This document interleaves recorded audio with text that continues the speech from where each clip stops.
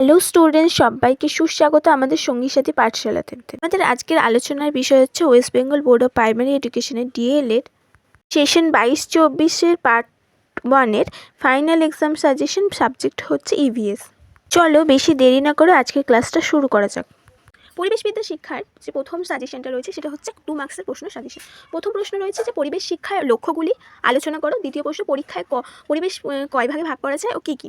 তৃতীয় প্রশ্ন রয়েছে পরিবেশ শিক্ষার লক্ষ্যকে কয় ভাগে ভাগ করা যায়। 4 নম্বর প্রশ্ন রয়েছে জলবাহিত, বায়ুবাহিত এবং ভাইরাস ঘটিত রোগের নাম উল্লেখ করে। এগুলো পড়ে রাখবে দুটো করে যদি আসতে পারে। 5 নম্বর প্রশ্ন হচ্ছে জীববৈচিত্র্য সংরক্ষণে মানুষের ভূমিকা। 6 নম্বর পরিবেশ রক্ষায় কাজে কীভাবে শিক্ষার্থীদের উদ্বুদ্ধ করা যাবে সে সম্পর্কে দুটো কাজ শিক্ষক উল্লেখ করবে।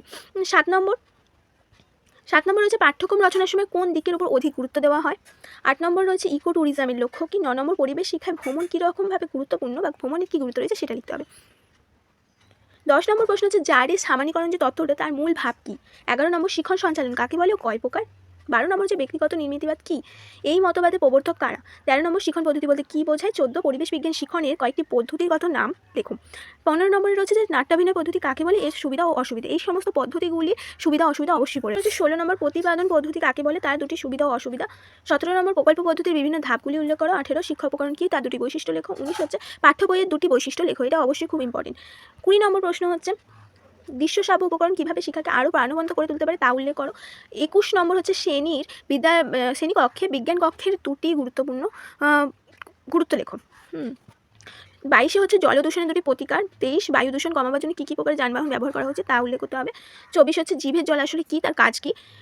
25 রয়েছে মানুষ নদী থেকে কেন ঘরবাড়ি বানিয়েছিল। এখানে হচ্ছে 1 থেকে 8 অবধি যতগুলো ইভিএস সংক্রান্ত বই আছে সেগুলো তোমাকে পড়ে রাখতে হবে এবং এখান থেকে প্রচুর প্রশ্ন আসে। আমার প্রশ্ন হচ্ছে ক্যাশ মিলন কী, 27 দিগন্ত রেখা কাকে বলে বা বলতে কী বোঝায়, লুপ্ত জীবিকা কাকে বলে, আকাশের রং আসলে কী, আকাশের রং কেমন সেটা। 30 নম্বরে রয়েছে কৃষিজ ফসল ও বাগিচা ফসলের মধ্যে পার্থক্য। শিল্প কাকে বলে, সংরক্ষণ বলতে কী বোঝায়, রক্তের দুটি কাজ লেখো। 34 নম্বর প্রশ্ন রয়েছে ধস কাকে বলে, খুব ইম্পর্টেন্ট। ধূমকেতু কী, সবুজ বিপ্লব কী, পতঙ্গ কাদের বলা হয়, তুন্দ্রা শব্দের অর্থ কী, এটা 21 এসেছিল। 39 খাদ্যের দুটি বৈশিষ্ট্য, সক্রিয় গবেষণার দুটি প্রয়োজনীয়তা।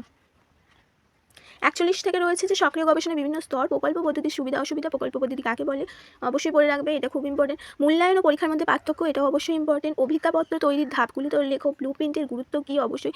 কর্মপত্র এখানে অবশ্যই পড়ে রাখবে। কর্মপত্র। প্রতিফলন অভিজ্ঞতা কাকে বলে, নৈর্ব্যক্তিক মূল্যায়ন কী, অনুশিক্ষণ চক্রে এই স্তরগুলি লিখুন। 50 নম্বর প্রশ্ন রয়েছে সমন্বয় সাধন দক্ষতা 4টি আচরণাঙ্গ।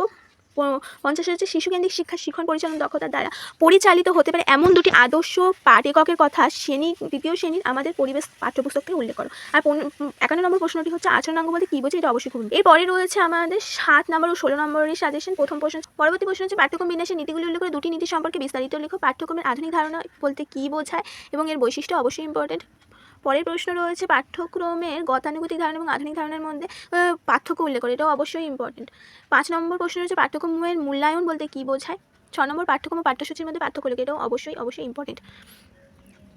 7 নম্বর হচ্ছে পাঠ্যক্রম রচনার বিভিন্ন স্তরগুলি আলোচনা করো। 8 নম্বর প্রতিপাদন পদ্ধতির বৈশিষ্ট্য সুবিধা অসুবিধা লেখো এবং একটি উদাহরণমূলকভাবে বা উদাহরণ দিয়ে প্রতিপাদন পদ্ধতি পাঠদান আলোচনা করো, এটা অবশ্যই ইম্পর্টেন্ট। এইভাবে বিভিন্ন পদ্ধতি, তার বৈশিষ্ট্য সুবিধা অসুবিধা, উদাহরণ দিয়ে কীভাবে তা পাঠদান করা হবে শ্রেণীকক্ষে, সেইগুলো সবকটি পদ্ধতি পড়ে রাখবে। তারপরে 9 নম্বর প্রশ্ন রয়েছে আবিষ্কার পদ্ধতি কাকে বলে, আবিষ্কার পদ্ধতির সুবিধা অসুবিধা, পরিবেশ বিজ্ঞানের ক্ষেত্রে আবিষ্কার পদ্ধতির প্রয়োগ উল্লেখ করো। 10 নম্বর ক্ষেত্র শ্রমিকের সাথে কীভাবে পরিবেশ শিক্ষা সম্পর্কে শিক্ষাদান করলে আগ্রহী হয়ে ওঠে শিক্ষার্থীরা, সেই বিষয়ে আলোচনা করতে বলা হয়েছে। 11 নম্বর প্রশ্ন হচ্ছে জল দূষণ ও তার প্রতিকার। 7ম শ্রেণীর পরিবেশ বিজ্ঞান পাঠ্য বইটির বিষয়বস্তু সংক্ষেপে আলোচনা করো। এবং আবার রয়েছে 4র্থ শ্রেণীর এটা 13 নম্বর প্রশ্ন হতো, 4র্থ শ্রেণীর আমাদের পরিবেশ বইটির উপযোগিতা আলোচনা করো। 13 নম্বর বা এখানে 14 নম্বর, যাই হোক, মৌলিক গবেষণা ও সক্রিয় গবেষণার মধ্যে পার্থক্য লেখো, অবশ্যই ভেরি ইম্পর্টেন্ট। সক্রিয় গবেষণা কাকে বলে, এর প্রকৃতি বৈশিষ্ট্য গুরুত্ব প্রয়োজনীয়তা সুবিধা অসুবিধা, অবশ্যই এটাও খুবই ইম্পর্টেন্ট একটা প্রশ্ন। 15 নম্বর প্রশ্ন হচ্ছে পরিবেশ বিজ্ঞান থেকে একটি বিষয়গত সমস্যা বেছে নিয়ে তার উপর একটি সক্রিয় গবেষণা উপস্থাপন করতে হবে, এটাও আসে 15 নম্বরে, এই কোশ্চেনটা অবশ্যই পড়ে রাখবে। 16 নম্বর হচ্ছে প্রকল্প পদ্ধতি কাকে বলে, এর স্তর বৈশিষ্ট্য গুরুত্ব অসুবিধা, বিভিন্ন প্রকল্প পদ্ধতি পরিবেশের শিক্ষাকে আকর্ষণীয় করে তুলতে পারে তা উদাহরণ সহ আলোচনা করো, এটাও অবশ্যই ইম্পর্টেন্ট।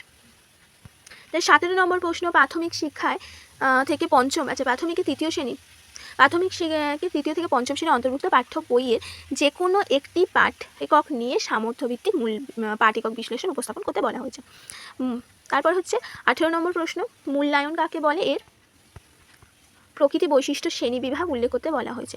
19 হচ্ছে তৃতীয় থেকে পঞ্চম শ্রেণীর পাঠ্যপুস্তকে আমাদের পরিবেশ থেকে যে কোনো একটি একক নির্বাচন করে সামর্থ্যভিত্তিক পাঠ একক বিশ্লেষণ করো, এটা।